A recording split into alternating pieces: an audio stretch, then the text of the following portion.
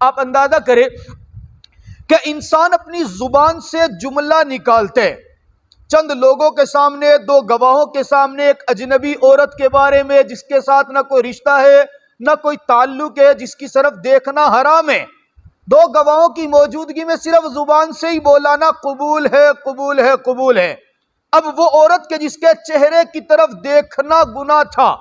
جس کے ساتھ بات کرنا گناہ تھا، جس کے ساتھ بیٹھنا گناہ تھا، اس ایک زبان کے جملہ نکلنے سے میرے اللہ نے اس کے چہرے کو دیکھنا ثواب بنا دیا، اس کا بوسہ لینا ثواب بنا دیے، اس کے حقوق ادا کرنا میرا اللہ ثواب بنا دیتے۔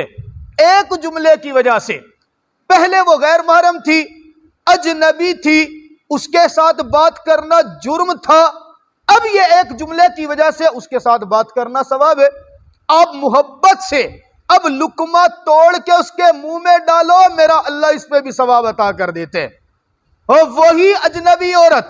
جو 3 مرتبہ قبول کہنے کے بعد آپ کی بیوی بن چکی، اب زبان سے ہی جملہ کہا نا، یہ نکاح کا معاملہ زبان سے ہی ہوا نا، کوئی رسیاں تو اس کے ساتھ نہیں باندھی گئی، فقط زبان کے کہنے کی وجہ سے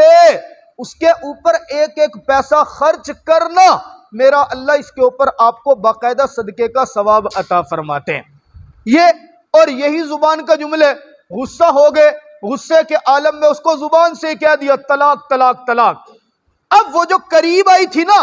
وہ جس کے ساتھ بیٹھنا بھی ثواب ہو گیا تھا، فقط زبان کے ذریعے سے ہی جملہ بولا تو وہ فوراً پھر غیر محرم ہو گئی،